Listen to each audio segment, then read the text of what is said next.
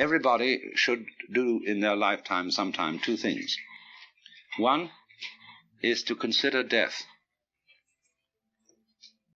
to observe skulls and skeletons, and to wonder what it will be like to go to sleep and never wake up. Never.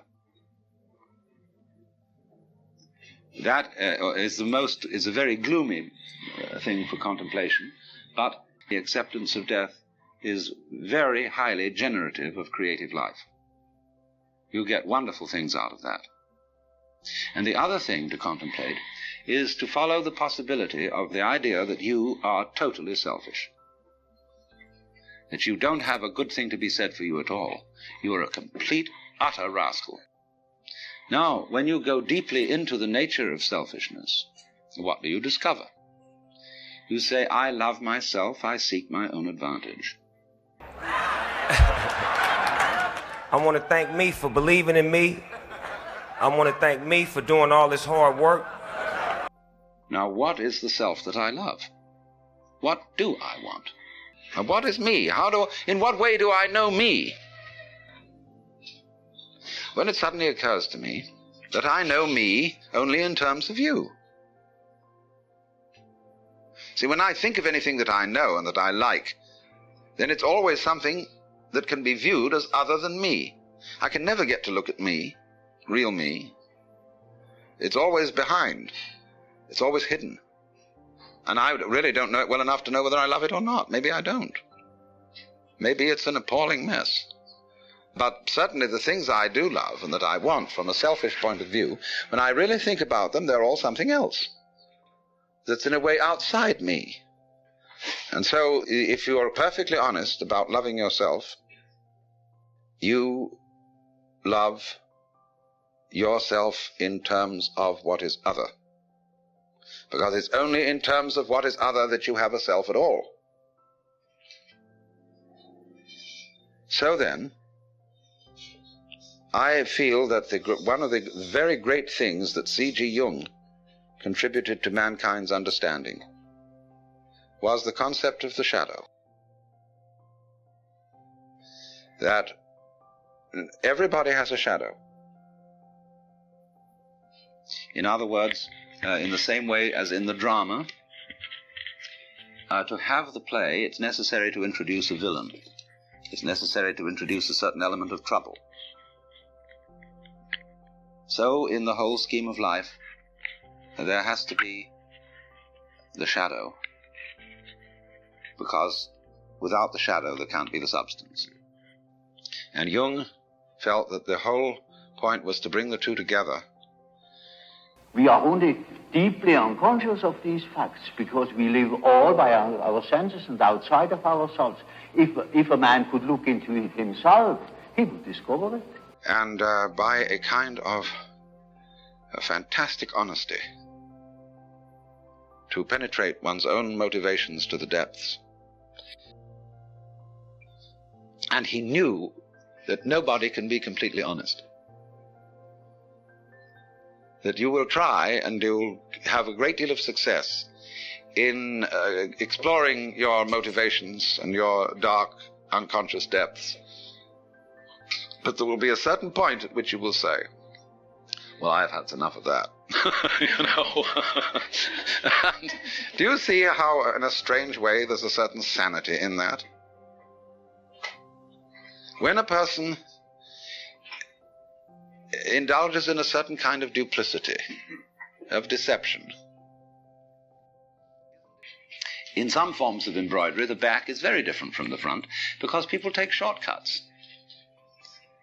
In the front, everything is orderly, and it is supposed to be kind of messy on the back side. See, which side will you wear?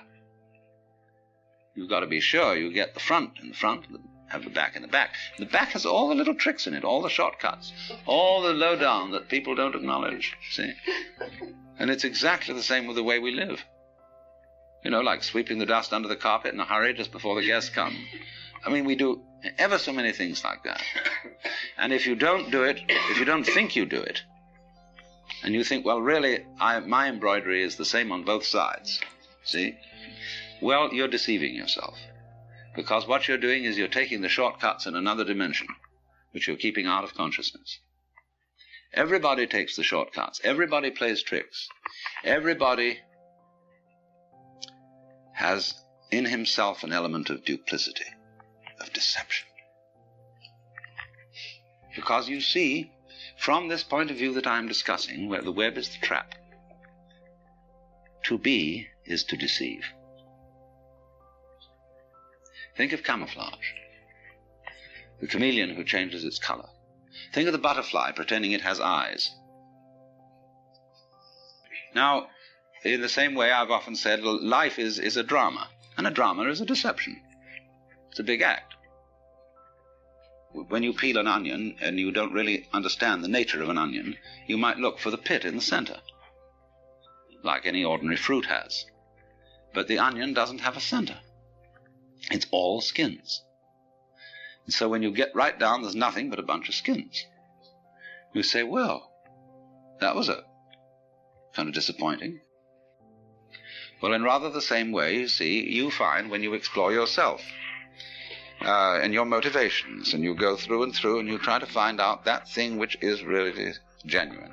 So you explore the onion, and you go in and in and in, and then you find, well, it's all a deception. Now then the question arises, who's deceiving who? Who's fooling who? I'm fooling me? This is the metaphysical basis of it. This is what the Hindus mean by Maya, the world illusion. The world is playing it's there when it isn't. And it's a trap. And it sucks you in. And you can't get out of it. And it's a thorough big trap, too. But always, when you get an idea like this, or a feeling like this, follow it to its extreme. Don't back out from it. If you find you're selfish, go to the extreme of what selfishness means. Confusion largely results from not following feelings or ideas to their depth. You know, people think they want to be immortal. They'd like to live forever. Do you really want to do that? Think about it. Really go into it, what it would be like. People say they want this, that, and the other. They want this kind of car, they want this kind of dress, or so on, and this much money, and so on. It's always a good idea to think it right through, what it would involve to be in that situation, to have those desires fulfilled. Always turn the embroidery round and look at the underside, but don't get caught doing it. See, that's something one does on the side, in secret, because otherwise you play the game that everything is as it's supposed to be on the front. But that makes you humorous, and that makes you human.